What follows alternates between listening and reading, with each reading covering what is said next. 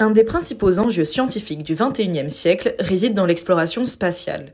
Néanmoins, le plus long vol spatial habité jamais réalisé est de 437 jours. Avant de pouvoir envisager un jour des vols spatiaux pouvant dépasser plusieurs années, il nous faudra faire face à de nombreux défis, comme pouvoir se nourrir en cultivant des végétaux loin de la Terre. Malheureusement, la Lune, Mars et plus généralement l'espace représentent des lieux hostiles au développement de la vie telle que nous la connaissons. En effet, les êtres vivants sur Terre se sont adaptés à des conditions bien particulières. La gravité est l'un des paramètres autour desquels la vie s'est organisée. Mais qu'est-ce que la gravité ? La gravité, c'est la force attirant vers le centre de la Terre les objets et les êtres vivants qui se trouvent à sa surface. C'est grâce à elle que nous sommes maintenus au sol. La vie s'est donc organisée autour de la gravité.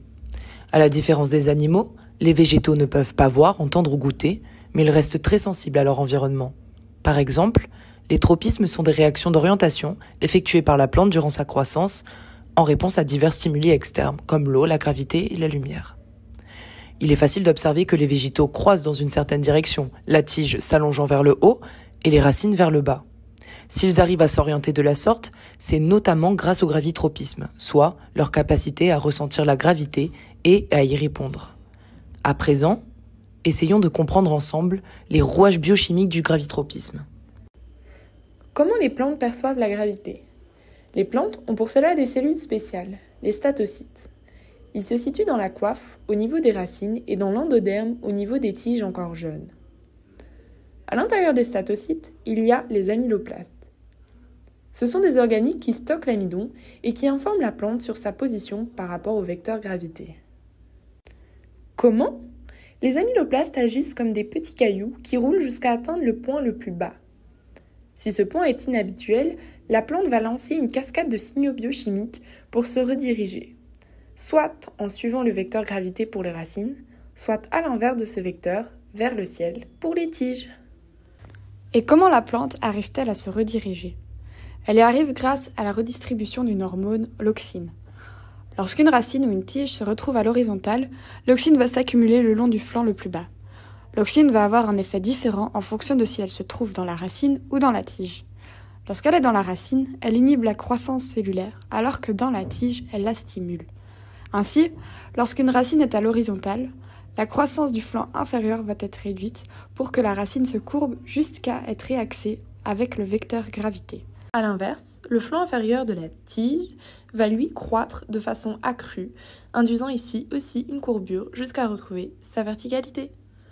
Quittons à présent les conditions terrestres pour nous aventurer au sein d'un environnement hostile à la vie où les objets sont en apesanteur, l'espace. À l'origine de cet état de flottaison réside un phénomène intimement lié aux enjeux gravitropiques, la microgravité. Cette dernière sous-tend une gravité fortement réduite par rapport à celle que l'on retrouve sur Terre et résulte d'un équilibre entre un état de chute perpétuel et une force centrifuge. On parle de microgravité réelle dans l'espace où cette dernière est constante. Vous vous doutez bien que cela aura des répercussions sur les plantes. En effet, la direction que prend la croissance de leurs organes diffère de ce que l'on voit sur Terre.